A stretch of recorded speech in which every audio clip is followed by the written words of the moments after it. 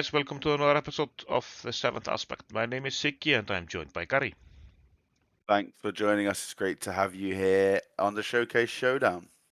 Yep, so we've brought the top 16 to a conclusion, and this is the bracket for the top 8. Are there any big surprises from the top 16, Gary?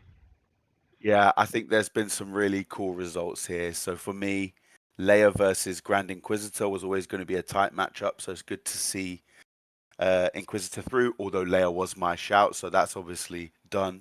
I think it's a shame to see Han out of the tournament already. Han seems to be doing quite well at the moment. Han Green is really quick, but he's out for now. Yeah, I'm not super surprised to see Palpatine in the top 8, but going through Han is a bit of a surprise. All other things in the bracket feel like uh, they can all be there fair and square. Sure. Like no one's gonna complain that Sabine has beaten Hera or Iden has beaten Cassian, but I think it's going to be really interesting set of quarterfinals. And as we progress into the tournament, shall we talk a little bit about the lists that we're going to take forward, Siggy? Yep, we can do that, and we can also talk about the first match in the top 8, which is going to be Boba Fett versus Luke Skywalker. Do you want to talk a bit Excellent. about the lists and how we are going to proceed? Yeah, sure. So these particular lists for the first quarterfinals, as you say, we have Boba versus Luke. Now, both of these lists performed very well in the recent large tournament in Kissimmee in the States. So we've taken those deck lists, and the reason that we've done that is in general, we want to keep the deck lists up to date. Showcase Showdown has lasted over a number of weeks and the meta is changing, it's moving forwards, and we want to make sure that we're continuing to use these strong lists. What we're going to do is at this point in the quarterfinals, we're going to lock each leader into their list. So if they progress forwards, the leaders will keep these lists all the way through to the final. Yep, and also we're doing in the semifinals we'll be doing a best of 3 with sideboards instead of the one-off games we'll be doing for previously. But for now, it's still a one-game match. Best of 1 for now in the quarters, but when we hit the semis and the final, we're going to do best of 3s with a sideboard. So yeah, it's going to be exciting. I'm looking forward to it. Yes, let's play Unlimited. So welcome to the gaming table. I'm throwing the chance cube, and naturally it comes up red because I'm the red player. I'm playing Boba, and here we go into the opening hand. Is yours solid, Gary? Yeah, I'm pretty comfortable with my opening hand here. I feel like there is an argument to be made for a mulligan, but with R2, Battlefield Marine, and Echo Base Defender, I feel like I've got some decent opening plays. So I decide to stick and use those units as I go forwards. How was your decision? Was it? I think with resupply, it's a pretty easy keep, right? I have a turn 1 play and I have resupply, and I don't think Luke is super fast, so I can't play resupply. I did resource both a Vader and Fetch Fire Spray, which is a bit rough. Sure. But But like you say, Luke's not aggro. He's not coming at you straight out of the gate, so you probably have time to find another one. yeah, Of it's those. like it's likely, and in hindsight, I probably should have put into resource one of the crafty smugglers, but it will be put into resource on the next Sure. turn anyway. So I think this R2 play was probably a mistake of mine here. So I peeked the top card and it was Yoda. In my mind at the time, I decided with Battlefield Marine, Echo Base Defender, and Bright Hope, I just felt like I had enough units and I didn't need Yoda. But I actually think Yoda is stronger than those options. So I probably should have left him on the top of the deck instead of the bottom for his ability. But I decided to put him at the bottom. So I think that was probably a mistake. I don't know. yeah, so I think the Echo Base Defender is a pretty obvious turn 2 play anyway, because the crafty smuggler can't kill it, and although it can't kill Yoda either, but yeah. Yeah, and I think because the other option for me is to try and play units which cost 1 less than my current total of resources, and then put a shield on them with Luke. But I think against a yellow deck, it's tricky because if I spend actions and resources putting shields down like that, the chance of a waylay is still pretty high. Yeah. And it looks like, go on, sorry, yeah, go. here I'm calculating how I can use 8 resources on my Boba flip turn, which is very important for this deck. So Yeah. I've already decided I will play Super Strike, Gamorrean Guards, and Viper Prot for 8 on my turn 4, which is on my turn 3, which is turn 4, sorry, which is It's just so efficient, and I think yeah, it's a perfect example of when the Boba curve pops off. So not only does a resupply put you one turn ahead, then the Boba resource uh, untaps. It's just unbelievable, man. It's so strong. yeah, and I even as a part of this, I have Gamorrean Guards to protect my Boba when it comes out, even though Yeah. you probably won't hurt it with this look deck, but imagine if I was playing against something else that could stat fast a turn later or something like that. Absolutely. And like on this turn, you're literally spending double the resources I'm spending. Unbelievable.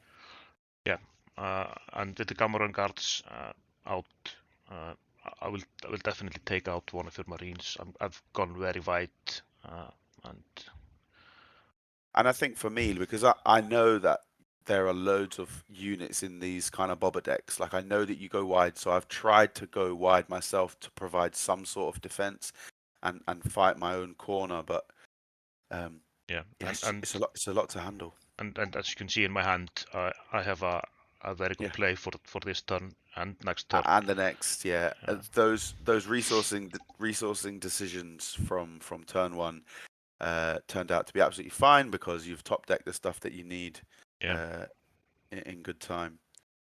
Um, so yeah, you're looking really strong in this 6 resource turn that could potentially have another 2. Now I don't know what you've got in hand, so it's not necessarily the most important right now. But also you've still got ECL open, which is a big deal. yeah. And can probably be a big closer for you. R2D2 finds a resupply, but I'm way It's behind the curve. It's too late for that now, so yeah. we don't need that. So I decide to attack with the Cameron guards because I know they're dying. Here I make a misplay by attacking with the probe droid first. I should attack with the crafty smuggler first because if you're going to Sure. stop damage to your base with your battlefield marine, which you will do, running it into the crafty smuggler, if you would be running it into uh, the viper droid, Sure, then it exactly. So yeah, if you had hit with the smuggler first, it would have been one less damage to base, but I would have had one less unit on field on the after board. the Yeah, trade. yeah, Yeah. And I play a Kanan here, but at 17 damage and a ready fire spray about to throw another 5 in, it's feeling pretty bad for Luke at this point. I can bring my leader Luke out on the following turn, but with the amount of resources you've got and Boba and potentially more coming, it feels tricky. It feels tricky, but I'm gonna do my best. yeah. I decide to resource a wing leader there. I just don't feel like putting 2 experience on something is going to be useful. You could potentially just waylay it and get rid of it anyways. Too many resources on something like that here. So I play a Bright Hope to hold down the fire spray for a turn. But little did I know Vader was about to appear. When you see the 7 resources tap, you know what's coming. Yeah, and we talked about it at the beginning of the game. I resourced both Fire Spray and Vader, and I drew them both. So I'm I'm, I'm slightly lucky to have redrawn them both because I resourced them. But that's why I run 3 copies of each. Exactly. Yeah, core elements of the deck. And then some decisions here for you. You've got a Bobber there, you've got Crafty Smuggler, you've got Viper Pro, you've got Super Laser Tech, Greedo. Like, there's a lot of options for you here, Sig. What do you decide to go for? Um, I decided that I want to go for 2 units rather than one. Greedo and Crafty Smuggler both can do 2 and 3 damage instead of taking in a single Boba, which only does 1 damage. Only 3 damage, sorry. Sure. So I just decided to continue going wide because you have you're at such a low health, and I think uh, and I still have plays to do in this turn. I have suppressed second hand. I think just going wide will kill you. And then we just finished resolving the Vader here, I think, which is ambush into the battlefield marine. Yeah. Which seems logical. See a mistake there. I'd only put 2 damage on Vader instead of 3, but Yeah, I don't think it's going to make a big difference in the scheme of things. I throw Kanan and manage to heal 1, which again just feels too little, too late. But it lets me. Yeah, you flipped one card of my deck to heal for 1. This was a para strike. Luke throws a shield onto the Bright Hope just to try and make it a little bit more tanky, to try and hold down space, but I don't know if it's going to be enough. R2 hits Vader. Yeah, I've already taken initiative here because I know with the surprise strike I will win you at the start of the next turn. Regardless of what you do, you don't know that, so your aim is to take out Vader, which is the only unit which has 5, which is exactly what you have on your base. But yeah, we go into the last round, and my first play is just surprise strike. I can do it to any unit I have, and Greedo goes in for the kill. Greedo with the kill shot. Very nice. So Boba, who was down and out after a mistake, came back, beats Luke, and is the first into the top 4. And clearly, he beats Luke quite comfortably here. So yeah, he's looking strong into the semis, where we'll see him play a best of 3 with a sideboard. It's going to be a different type of game. Yep, I'm looking looking forward to see which leader he will face in the top 4. But I think Boba was always going to be one of the favorites to win this whole thing. So now he's a step closer. Yeah, one step further along the road, and I'll be interested to find out who he's going to play against in the semis. You have to check out the next episode to find out. Yep, so this has been the 7th aspect. Thanks for joining us. Please like and subscribe.